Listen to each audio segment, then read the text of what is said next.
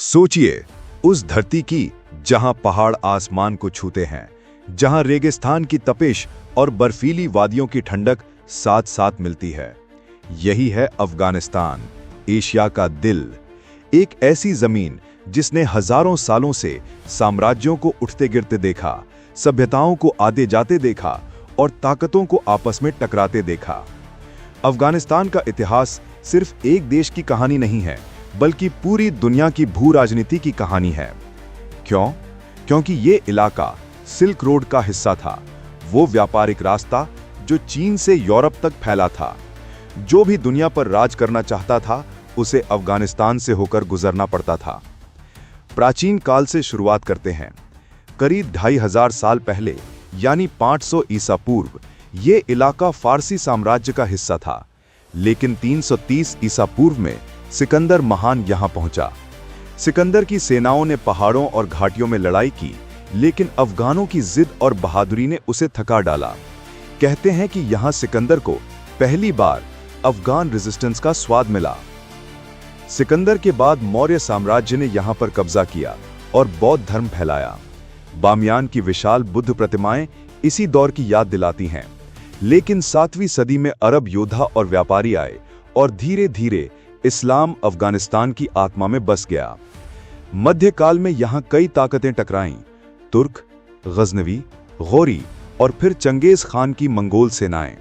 Genghis Khan ने शहरों को तबाह कर डाला, लेकिन अफगान लोगों ने झुकना नहीं सीखा। यही वजह है कि उन्हें इतिहास में जिद्दी और आजाद लोग कहा गया। 16वीं और 17वीं सदी में मुगल साम्राज्य उभरा। बाबर, जो भारत में मुगलों का संस्थापक था, काबुल से ही आया था। इसी समय फारसी और उज़्बेक ताकतें भी यहां दबदबा जमाने की कोशिश करती रहीं। फिर आया 1747, जब अहमद शाह दुर्रानी ने आधुनिक अफगानिस्तान की नींव रखी। उसे फादर ऑफ मॉडर्न अफगानिस्तान कहा जाता है। उसने ईरान, भारत और मध्य एशिया तक हमले किए और अफगानों को पहली बार एक राष्ट्र के रूप में जोड़ा। लेकिन 19वीं सदी में दुनिया बदल रही थी। ब्रिटिश साम्राज्य भारत पर राज कर रहा था और रूस मध्य एशिया से नीचे बढ़ रहा था। अफगानिस्तान दोनों के बीच बफर स्टेट बन गया। इस संघर्ष को कहा गया द ग्रेट गेम। 1839 में पहला एंग्लो अफगान युद्ध हुआ। ब्रिटिश सेना काबुल पहुंची, लेकिन अफगानों ने बगावत कर दी। कहते हैं कि 16,000 सैनिकों और उनके समर्थकों में से सिर्फ एक अंग्रेज डॉक्टर ही जिंदा बचकर लौटा। ये ब्रिटिश इतिहास की सबसे शर्मनाक हारों में से एक थी। इसके बाद दूसरा और तीसरा एंग्लो अफगान युद्ध हुआ। आखिरकार 1919 में अफगानिस्तान ने ब्रिटिशों से पूरी स्वतंत्रता हासिल कर ली। यही वो समय था जब दुनिया बदल रही थी और अफगानिस्तान एक आज़ाद राष्ट्र के रूप में सामने आया। लेकिन आज़ादी के बाद भी चुनौतियां खत्म नहीं हुईं। 20वीं सदी में अफगानिस्तान आधुनिक बनने की कोशिश करता रहा। वहां के राजा अमानुल्लाह खान ने सुधार लाने की कोशिश की, लेकिन परंपराओं और राजनीति ने उन्हें सफल नहीं होने दिया। फिर आया 1979, सोवियत आक्रमण। ये वो मोड़ था जिसने अफगानिस्तान की किस्मत ही बदल दी। सोवियत संघ की रेड आर्मी अफगानिस्तान में घुसी, लेकिन उन्हें पता नहीं था कि पहाड़ों में रहने वाले ये लोग इतनी आसानी से हार मान जाएंगे। अफगान मुजाहिदीन ने सोवियत सेना को 10 साल तक उलझाए रखा। अमेरिका, पाकिस्तान और सऊदी अरब ने भी मुजाहिदीन को समर्थन दिया। आखिरकार 1989 में सोवियत सेना को पीछे हटना पड़ा।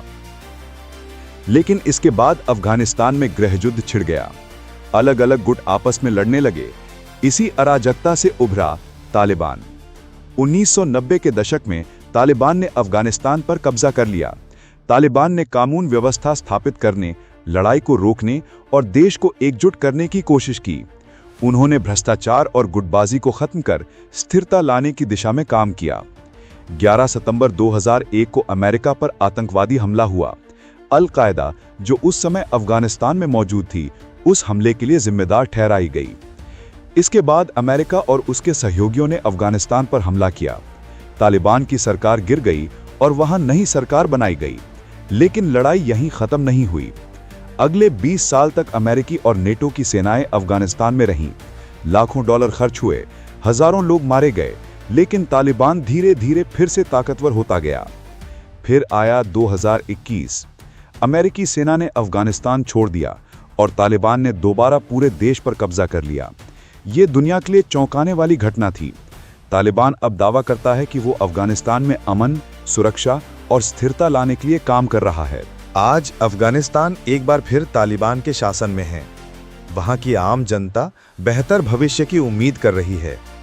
दुनिया देख रही है कि ये नई सरकार अफगानिस्तान को किस दिशा में ले जाती है। दोस्तों, अफगानिस्तान का इतिहास हमें ये सिखाता है कि ताकतवर हथियार और बड़ी सेनाएं हमेशा जीत की गारंटी नहीं होती।